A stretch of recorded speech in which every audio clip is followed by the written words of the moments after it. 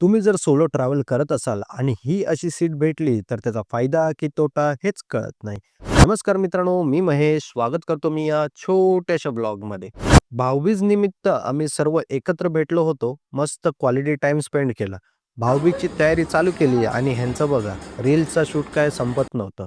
म्हटलं जाऊ दे. आपली भाऊबीज उरकून दुपारीच पुन्हा घरी निघालो. वाटेत पवईचा हा तलाव पाहिला आणि यार, इतकं छान वाटत होतं. कधी-कधी वाटतं टाइम किती फास्ट चालला आहे. घरी येऊन मस्त आराम करून घेतला. गुजरातला परत जाणार म्हणून आईने परत मस्त पापलेट फ्राय केले होते.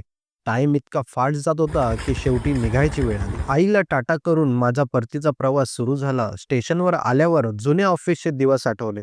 तेवढ्यात मला आठवलं आता नवीन ऑफिस त्यापेक्षाही छान आहे. म्हटलं जाऊ दे. आज गुजरातला जाण्यासाठी जी ट्रेन होती ती होती तेजस एक्सप्रेस आणि त्याच सीट होती ही अशी डायनिंग टेबलवाली. आता 6 तास समोरच्यांची तोंड बघत बसावं लागणार असा मनात विचार येत होता. जाऊ दे म्हटलं प्रवास चालू झाला आणि ब्रेकफास्टने जेवण करत 10:15 ला अहमदाबादला पोहोचलो आणि बायकोची ह्या स्माईलने पूर्ण प्रवासाचा थकवा गायब झाला मित्रांनो. तर असा होता आजचा प्रवास. भेटू पुन्हा नव्या गोष्टींसोबत, नव्या प्रवास